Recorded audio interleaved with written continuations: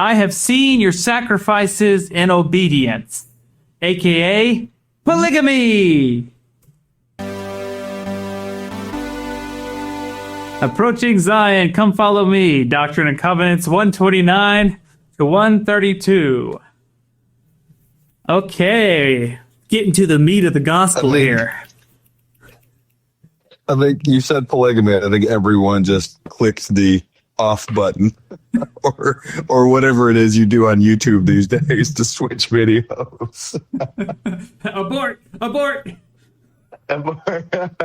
Now, I will say, come follow me. I will say, the brethren were pretty sneaky in how they set this up. First of all, I thought it was quite bold to put 132 in a Sunday school week, where they will be discussing it.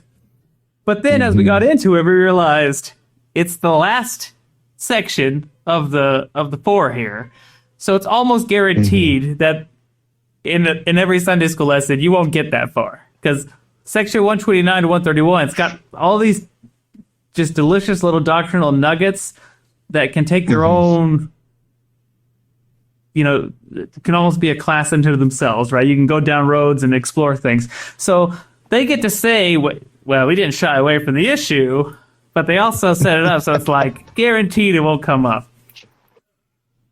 Unless you've got one of those Sunday school teachers. Yeah, but we definitely went into this week. Well, that could be. We definitely went into this week thinking, okay, this is all we're going to talk about. And then we started studying all the other sections outside of 132, and it was like, there's a lot of really good content here. So you're absolutely right. Very clever the way they set this up. Here's the thing, though. There's actually a lot of setup to section 132 in the previous section. So we're going to get to section 132 about halfway through this episode. But there's some points and some build-up that lays some foundational ideas that then 132 builds upon. So the order of the Doctrine and Covenants is, there's, dare I say, some inspiration as to how they've organized some of these sessions. Who would imagine that? Yeah.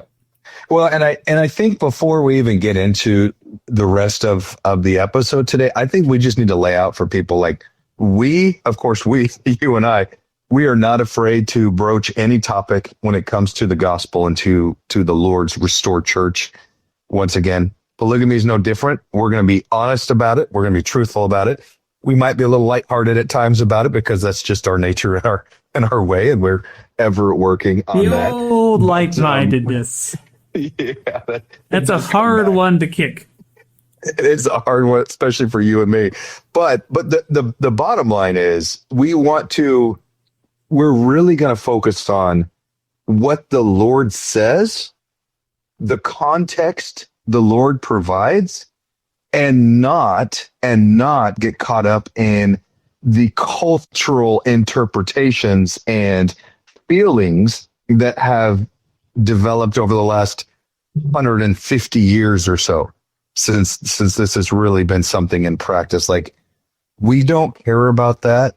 I'm not saying we don't care about your feelings, but we don't care about what the culture and society today has decided to overlay the practice of plural marriage and polygamy. That's not our intent here. We're strictly going to focus on the verses and the revelation the Lord gives. I think it actually simplifies it. I think when you do that, it actually makes it way less, what's the word, Dylan? Way less controversial.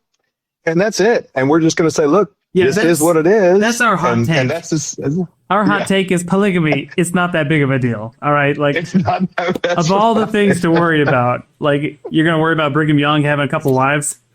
Like, yeah, and before people judge too quickly, like, just stick around, listen to us go through it.